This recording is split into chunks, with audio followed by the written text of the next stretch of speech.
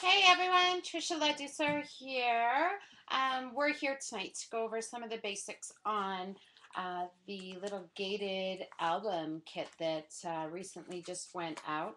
You have to excuse it, it's a little bit squished. I just brought it back from the UK. I was there a week or maybe 2 weeks ago teaching it to the lovely ladies at the scrap retreat. So this is also the project for February for the Artsy Adventure Class Kit Club. So I thought I'd go over it with you and just walk you through some of the techniques um, that you need or might be better demonstrated as opposed to trying to figure it out off the written instructions. Now the cool thing about this album is it is gated. There is a buckle on it. I don't have it done up at the moment, but that little strap goes into the little buckle right here. So you'll see that up close and personal. And the really cool thing is that the pages all kind of overlap or interlock. So they open like this all the way through like so. And this last page, there's a wee little flap like that. So it's not that the inner pages are really super over the top fancy, but they are dressed up just enough to allow you a little bit of freedom to go ahead and personalize the album and embellish how you wish. So I'm not sure how many people we have tuned in tonight or if we even have any just yet, but I'm going to go along. It is recording, so I will be posting it on YouTube afterwards too. So I'm just going to open up the chat. Give me a moment here. And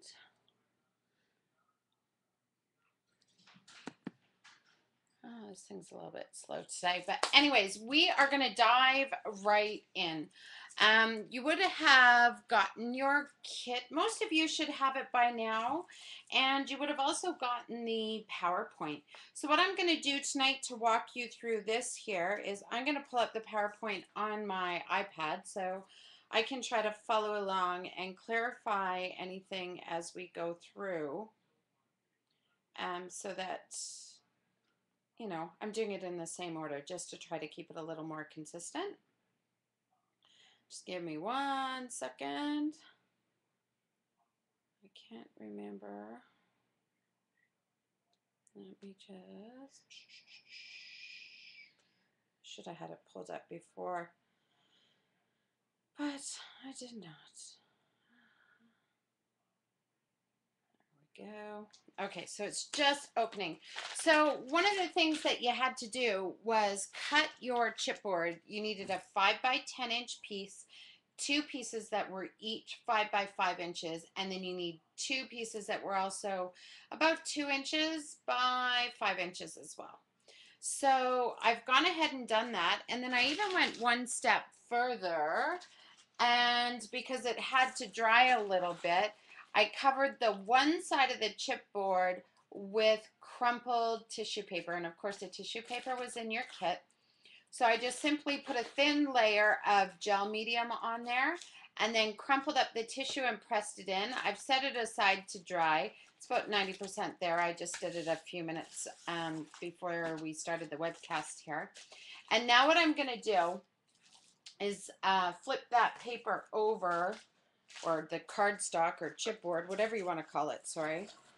And I am going to stick those edges around the back side. So by using a little bit of thin adhesive right next to the edge, that's going to give me the ability to tuck the leftover tissue right over the back side, because we really don't want to be seeing that around the front, right?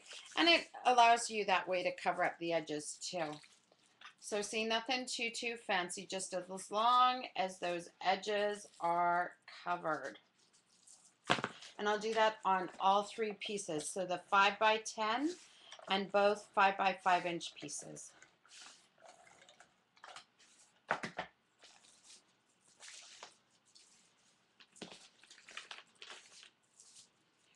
And then those corners, I can go back later and kind of mess around with those corners and tidy them up a little bit, but I'm not worried too much about them because we will be putting paper over this side, so that'll hide the bulk of the mess on the inside there. So don't allow yourself to get too stressed about how neat and tidy those edges might be. Whoops.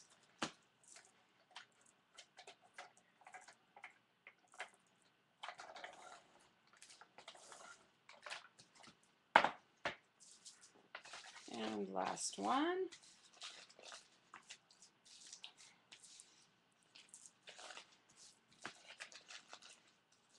I'm not wasting any time and diving right in tonight. I still haven't. Why is my chat not opening? I can see there's a few of you there. Hi, everyone. But for whatever reason, oh, will it let me see who's on now? We got a couple of gals. Perfect. So welcome, everyone. Okay, so I've got these two back sides covered up on the squares, 1 and 2. And as you saw the first time out, I also pulled it around the back on the third piece. I'm going to put the camera down so you don't have to look at me and you can kind of have a better idea what I'm doing, because you'll see me working on my table here. So, okay, so next thing we are going to do is go ahead. I'm still needing to open this iPad, aren't I? Let me open Keynote. It'll be in there. It'll be faster than me trying to download whatever it's downloading. There it is. Bum, bum, bum, bum. Okay, so in your kit, you would have also had a couple of sheets of 8.5 by 11 inch craft colored cardstock. Now, first thing we're going to do with that is we are going to go ahead and create our hinges. So to do that, where are my cuts? There they are. We're going to need to make a couple of cuts and then go ahead and put in a whole bunch of score lines. So the first piece is going to be 4 3/4 inch tall. This is for the little hinge piece.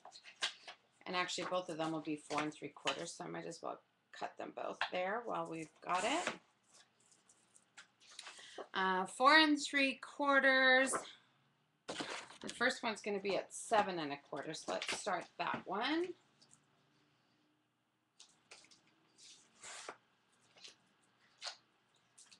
Okay, so what we're going to do here is we are going to cut this, score this piece at 1/2 inch increments.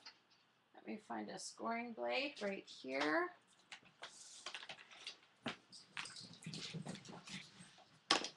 So we're going to start, sorry, my dogs are playing in the background. We're going to start at 1 1/4 inches, and then we are going to go every 1/2 inch until we get to 6 1/4. Is that right? Sorry.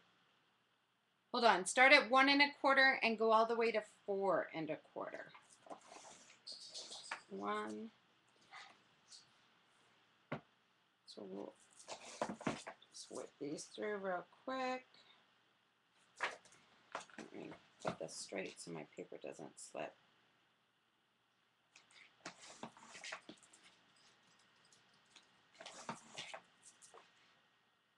Now, if you had a scoreboard, you could do that too, but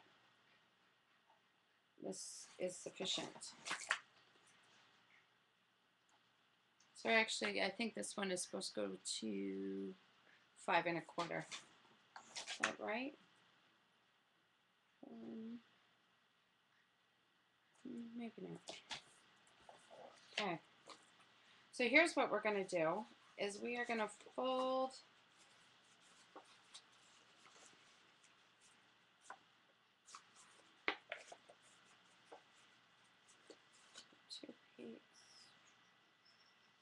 oh, sorry, I want to put one more in there. What did we stop at? I said 4 1/4. Let me go the right way. So we went to 4 1/4, go to 4 3/4. And actually we'll put another one in just to be on the safe side there. Okay, so we are creating these little hinges. And then the second piece, we're going to do, now this one is the funny one, and it is in your instructions. Okay, we're going to start at 1 1/4, but then we're going to move over 1/4 of an inch and go 1 1/2. So 1 1/4, 1 1/2. And then we're going to go every 1/2 inch all the way. I think it's to 5 1/4. Let me double check. 1 1/2. Let me just do this and I'll be able to tell you. One of these I found we had to make a slight adjustment for the number of pages.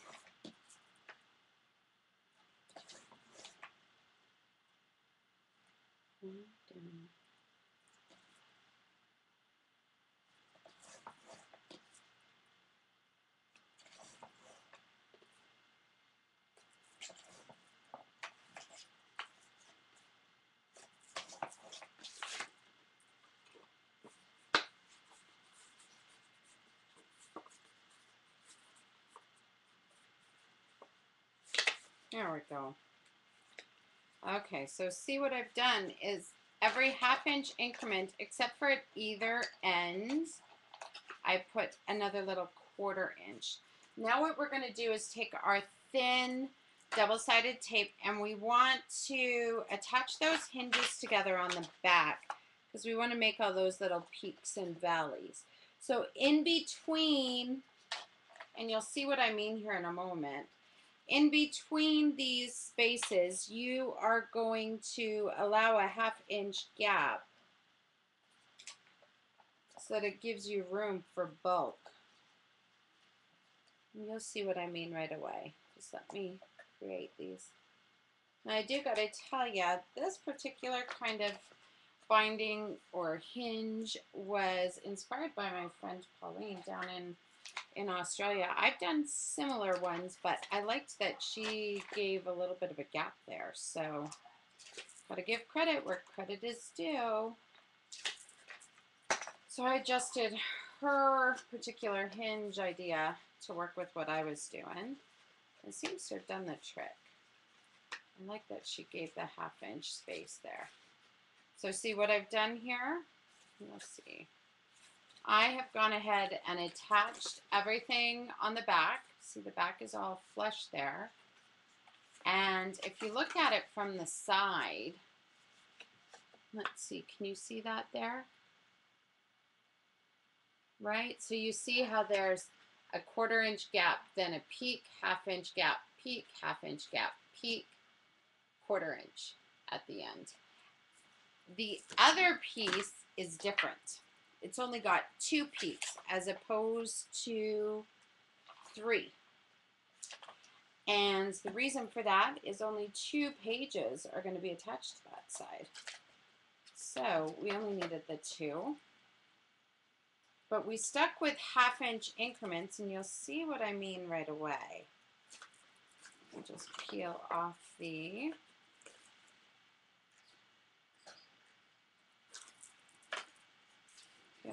tape.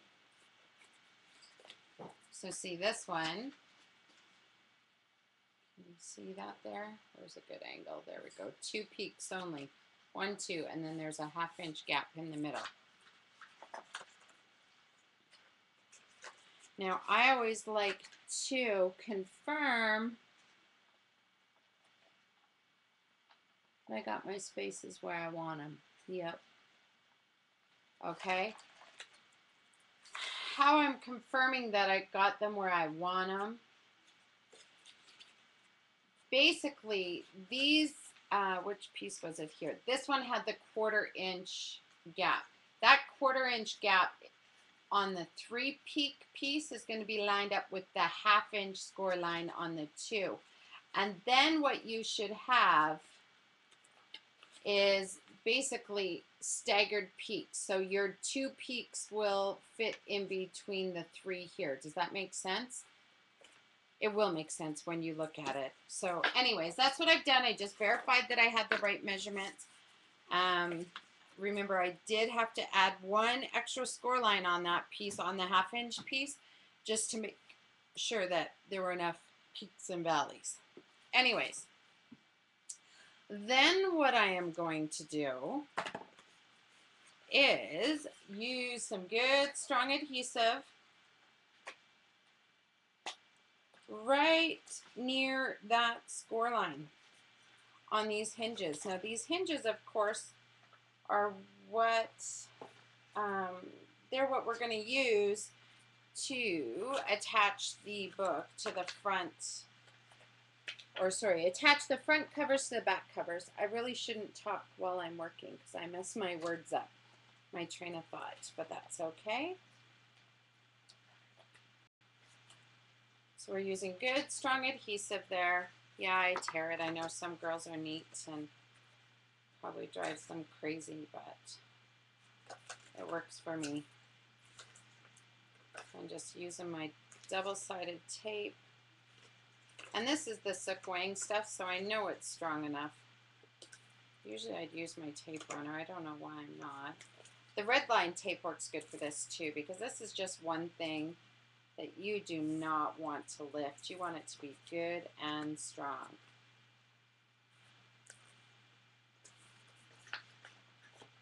Okay, so then cheating and using my whatever this thing is called here, palette knife. It's nice to get those ends up off the paper tape. Just come right off that way. Okay, so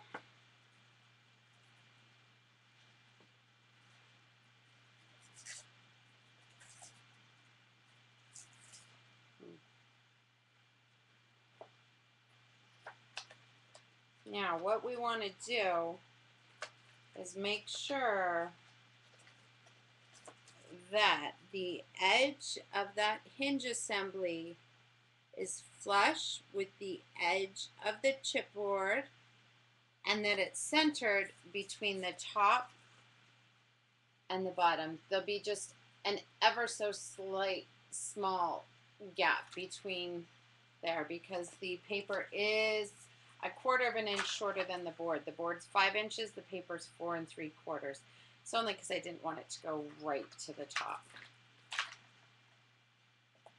And on the other side of this hinge here, we're going to do the same thing, but attach it to the smaller chipboard, the 5x5. Okay. And remember, we want the tissue paper to the outside. Make that easier. The light in this room is not always the greatest for this kind of stuff.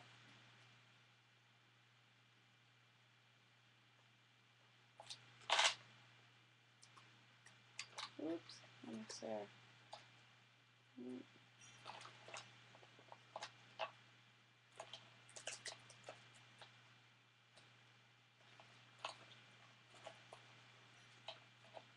There we go. That's one side. Now you can repeat it. Just make it a little faster. Just going to use my tape runner down the middle.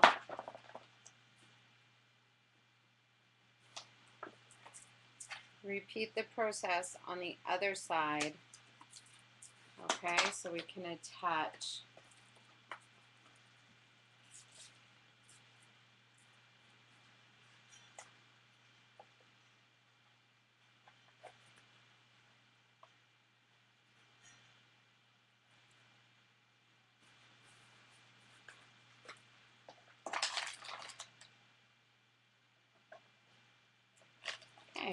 so now we are getting the very last piece ready to go on.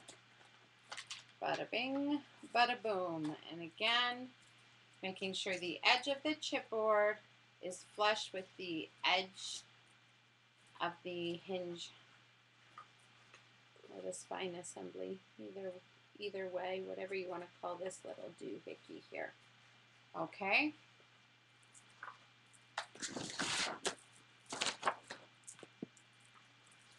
So now we've got that part there on, and that's essentially what's holding the front covers onto the back. Now what we're going to do, in your kit, you were given 2 pieces of coordination cardstock, 4x6, and they're kind of like a tan color almost, khaki color. You are going to emboss them. You're going to have to use whatever embossing folder you want to use. It really doesn't matter to me which one you prefer. You're going to go ahead and emboss them. If you don't have an embossing machine or embossing folders, go ahead and just crumple them. Nobody's really going to know, and no one's really going to care that yours is different than mine. Then what you're going to do is just sand that surface gently. And of course, because this is Coordinations cardstock, what that means is there's actually a colored core. So when you sand the surface, it's going to reveal that two-tone there. I don't know if the camera will pick it up in the bad light, but oh, and I just tore it. Let's pretend that did not happen. I'm just going to fix that up. Oh, no, I'm not. Darn. Well, this is one thing, boys and girls, you don't want to do. Don't tear it. Let's just do the other one. Whoops, wrong side. Sand gently, not like myself, who apparently, oh my gosh, I've done it again. I think I'm not used to using this sanding block. It seems like it's gripping it and pulling it. I'm just going to tape the back side of that.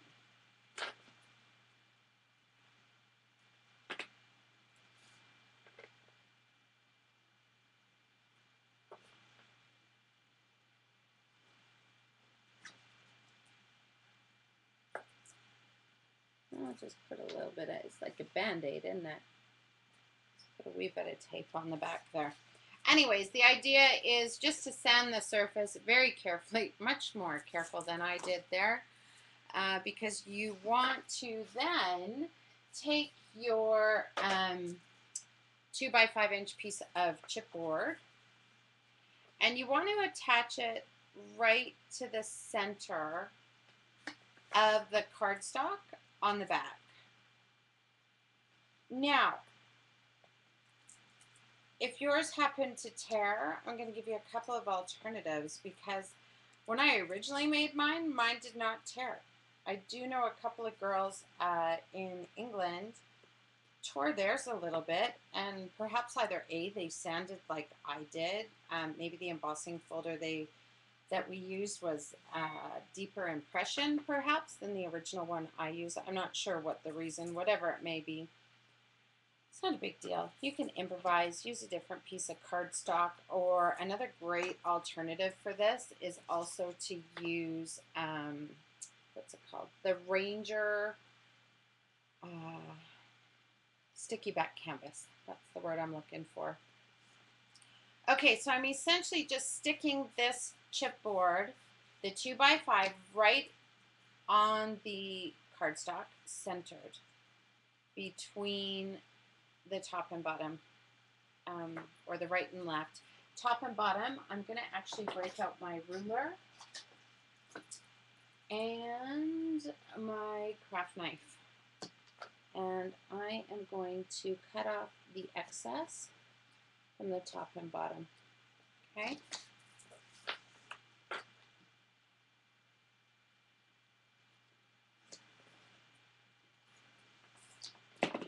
And here's the thing. Next thing I'll do is I am going to find something. Where did my stylus go? This should work too. I want to score my paper. Whatever you use for scoring. If you have an actual stylus or scoring tool, it'll probably work a little bit better than this. But I'm scoring along the edge of the cardstock, and that is going to allow me to just wrap that paper around the edges a wee bit better.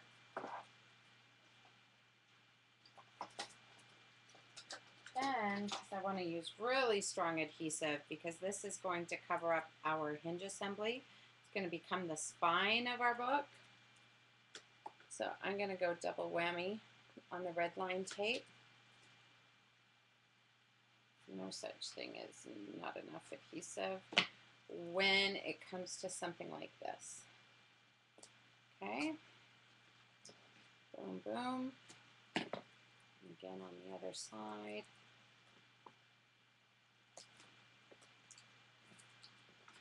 Yeah, if you happen to tear your paper, don't let it be the end of the world. The idea with this book is to have it look all distressed. So if it's slightly different, you know, who's going to know? I won't tell. You know me. When it comes to that kind of stuff, I don't worry about it. I just find ways to improvise. Doesn't mean your project's ruined. Just change it up. It's paper. It's the nature of the beast.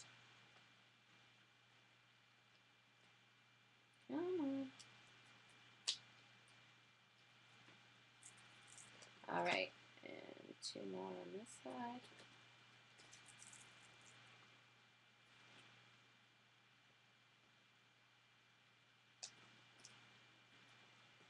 Now, what you want to make sure is if you're using an embossing folder that has a pattern where there's a right side or a wrong side, meaning an up or a down, like this one. Yeah, there really is an up and a down. What you want to do is that when you open your book, you want to make sure that the piece with 3 peaks, 1, 2, 3, is on the left side, and the 2 peaks is on the right. So I guess I should turn that for you. So that's your left, your right here. Okay, when you're looking at your book, 3 peaks on the left, 2 peaks on the right. Then you are going to take this little piece and sandwich it over your spine. Oh no, you know what? Very tight on that thought there. Let me just double check. I should have double checked the... I think that's supposed to be 1.5, not 2. I should have checked my instructions on that. Yep, that's what it should have been. Can I pull this one off? Well, look at that. Trisha, you really should read your instructions. Here, let's go this way. I may have to cut another piece here. But you get the idea anyways, right? We're looking at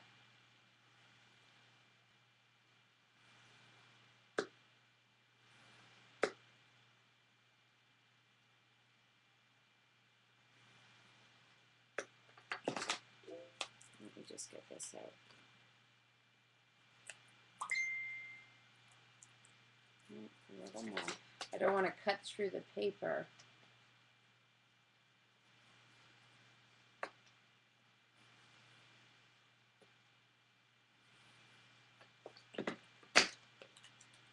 Just the chipboard.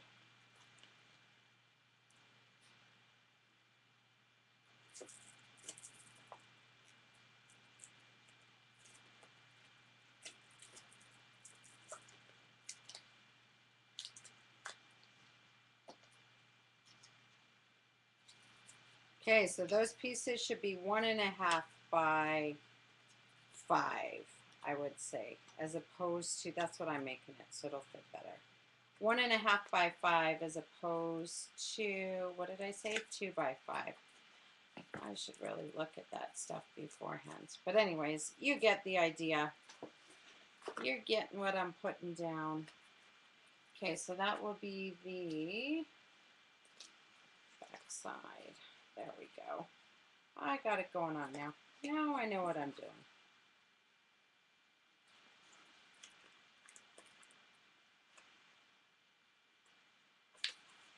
There we be. Yeah, that's better. There. So what that's going to do is allow your spine to be covered, okay? And you will repeat the process on that side. So just make sure your chipboard's cut down to about 1.5 by 5. Cover it with the paper, and then go ahead with adhesive on either sides there of the embossed cardstock. You can go ahead and attach that down directly to the cover to hold that little chipboard spine in place. Then if you wanted to, you could go over it with a wee bit of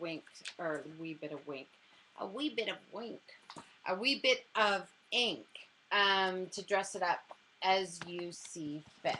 Now, some other things you're going to note about this particular book. I'm not going to go ahead and do the embellishing because I do feel that that's really well explained in the instructions. So I'm not going to stress too much about that. I do want to make mention that those of you that received the kit through the Artsy Adventure Class Kit Club, I did have to make a substitution, and that was the border. Where are we here?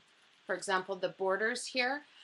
Those border stickers were no longer available, so I gave you a package of banners. They are somewhat different, obviously.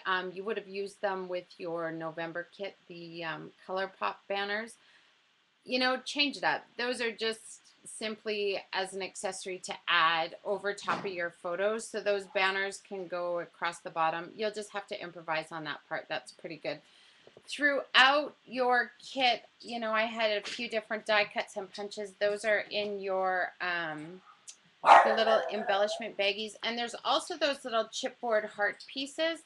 Those chipboard heart pieces, I just applied a little bit of ink over top, you know, various shades of pinks or browns, and it revealed that resist pattern. You could leave them white, but because the paper is somewhat more distressed, I would not. Hold on just 1 second. What? No. No. Homework. No. I'm working. My son thinks he's going outside, and he's not. He's got homework. Anyways, so there you have it on the inside. Let me just show you how you're going to put one of those pages into the spine assembly there, okay?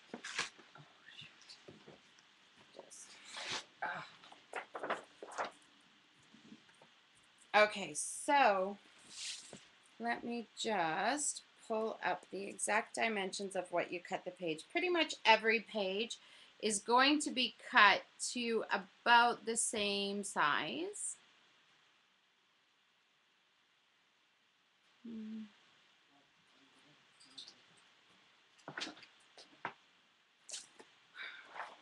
So just for the sake of argument, this isn't necessarily the right paper to be cutting. Oh, and I guess it helps if I take the screwing blade off and put the cutting one on. So you're going to be making your papers 5 by 7. No. Don't care. You're not allowed. You know that. No. You're in trouble. Okay, so I've got them at 5 by 7. Then I'm going to go ahead and do a score line at the 4 3/4 mark.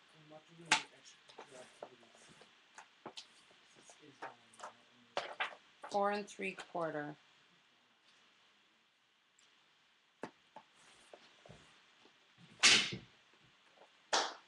So that 4 3/4, you are then going to fold along that score line. And same with this one. Let's do 2 different sides just for the sake of this.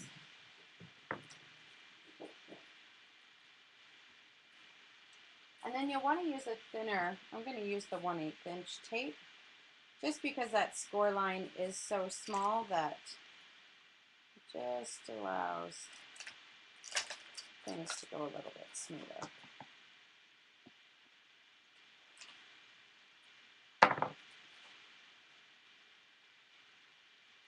put that at each score line there. Now, those little score lines, or those flaps from the little score lines, are going to be what kind of stick the two pages together to make little pockets. You'll see what I mean right away.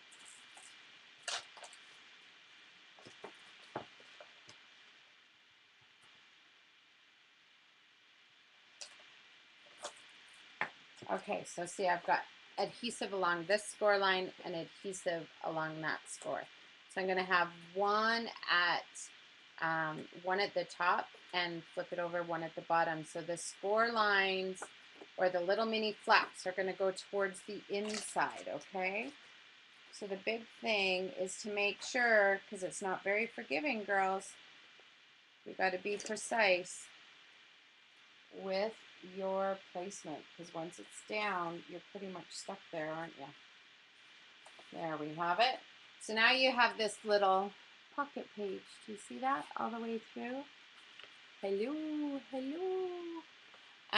You're going to then take that piece, all of your little spine bits, all those little peaks there, you want to go ahead, cut at a 45-degree angle.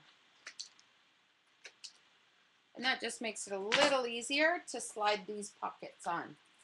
So, and depending on whatever the measurements were on each particular page,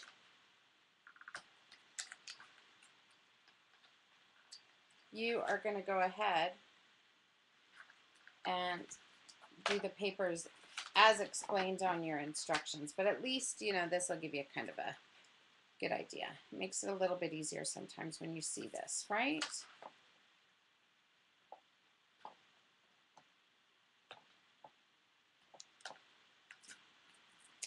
Okay, slide that on. So that little peak there, I now have adhesive on both sides of it, and that little pocket page is going to be stuck right over top of that peak because we have adhesive on both sides. Make sure you got it straight because I didn't do that straight now.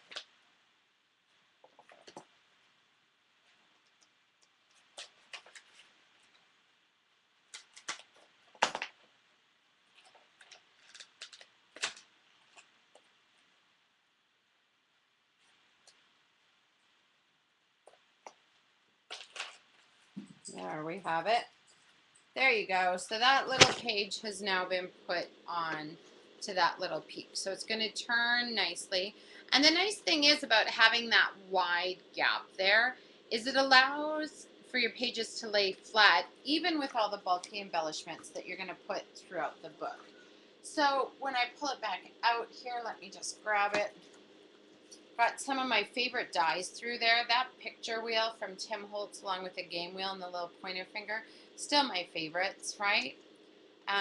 Here's an example. On this particular page, we have some bulky flowers and punch out postage stamps and such, so they're a little bulkier. I did leave a couple of pages a little simpler in here, girls. I figured, you know what, you've got extra embellishments. That allows you to add your own titles, your own journaling, so on and so forth. So the idea with this particular project was more about the assembly and the cool techniques as far as, you know, just getting it put together. I will mention that in your kit you had a couple of film strip stamps. I stamped it for you. And then you also had the film strip ribbon type stuff. All you have to do is trim the stamp so that it's flush with the black edge. Use your really thin, so your 1/8 inch red line tape along the straight edges of that film strip. Actually put it along the straight edges of the stamped film strip. Then you can lie the plastic film strip ribbon right over top and it fits perfectly. I just think it makes such a cool little way to finish off that seam there. You've got the primas, you've got the faucet knobs, so on and so forth. So I really don't think you'll have a problem putting that together. If anyone has any questions with their kit, just feel free to drop me an email. I'm more than happy to walk you through that. You should know that by now. And for those of you that may not be familiar with the, let me turn this up here. For those of you that may not be familiar with the Artsy Adventure Class Kit Club, let me tell you a little bit about it. I do a monthly class kit each and every month, design a project especially for the subscribers, and it comes complete with all the product you need to create the project, as well as a detailed PowerPoint with extremely detailed written instructions along with step-by-step photos. And then lastly, I do a little video much like this. We don't do the entire project, but we do some of the techniques that are better demonstrated as opposed to, you know, just me talking about it in a PowerPoint on a text format. So if any of you happen to be interested in joining the Artsy Adventure Class Kit Club, you can drop me an email at trisha.lado@gmail.com. So trisha.lado@gmail.com. Or you can check us out on Facebook. So it would be facebook.com/artsyadventure. Be sure to like the page. The March kit also went out last week or the week before, whatever it was there. So that was the February I just demonstrated. We're a little late demonstrating it, a few hiccups this year, but back on track. Anyways, this is the March kit. Everybody's kit went out. This was also one that the UK girls in Moxley got to do, and the ladies here with the Artsy Adventure Class Kit Club as well got to do it. So the kit is fabulous. I've made a few changes starting with the March kit as to how I was going to do each project, and I think those of you that were lucky enough to get in on the March kit with their subscription or their monthly option, I don't think there were any left over for monthly on this one, but anyways, those of you that were lucky enough to get it, I think you'll be pretty happy. What else? I guess stay tuned over the next couple of weeks here. You'll be seeing the April kit. That will be ready to be shown live on April 1st. No joke. I know it might shock some of you, but it's near ready to go. If you girls are watching from Australia, let me just tell you I'm going to be coming back in May, and I'm super excited. It's a very short tour this time. In fact, I'm only doing 2 stores. I'll be at Scrap and Patch in Toowoomba, up the hill in Queensland, and out in Scrapbook Secrets in Maddington. Is that right? Outside Perth. Sorry, Cherie.